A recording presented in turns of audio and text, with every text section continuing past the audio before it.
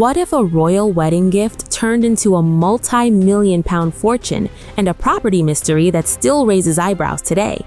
From hidden companies to a £15 million windfall, this is the extraordinary story of disgraced royal Andrew Mountbatten-Windsor and the home deal that continues to spark questions.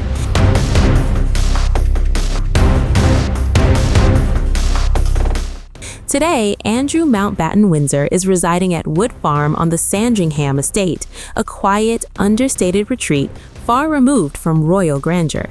But rewind a few decades and his life looked very different.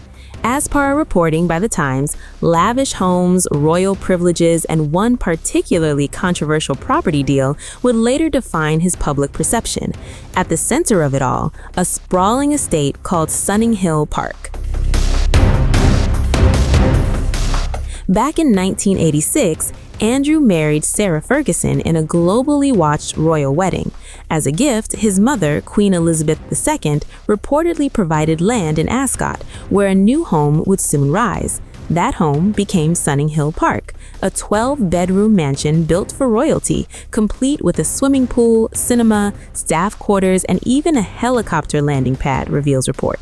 It wasn't just a house, it was a statement of status, power, and privilege. But behind the grandeur, there was a structure few people knew about. The land for Sunninghill Park wasn't held in Andrew's name, per the report. Instead, it was quietly purchased through a company called Tyrolese 83 Limited, a corporate entity reportedly created in 1983 with the purpose to acquire and manage property discreetly on behalf of members of the royal family. The leasehold was secured for just £100,000 per the report. And here's where it gets even more surprising. The annual rent paid was reportedly just £100. A royal residence maintained through a structure that shielded ownership details from public scrutiny. At the time, it was perfectly legal, but years later, it would raise serious questions.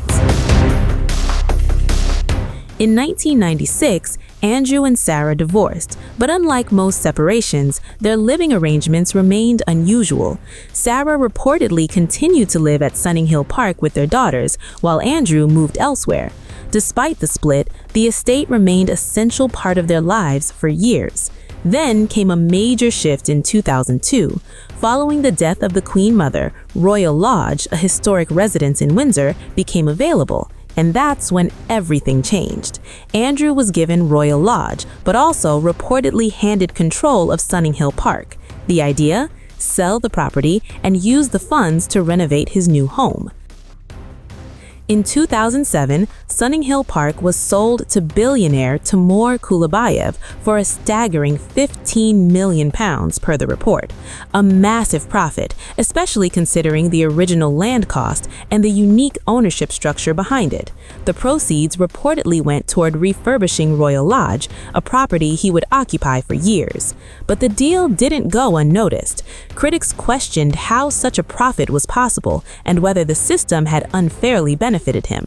Sunninghill Park wasn't just expensive, it was extravagant. Reports described a 100-foot walk-in wardrobe, a massive bathtub nicknamed HMS Fergie, panic buttons, and even a bomb shelter, with annual security costs of £300,000.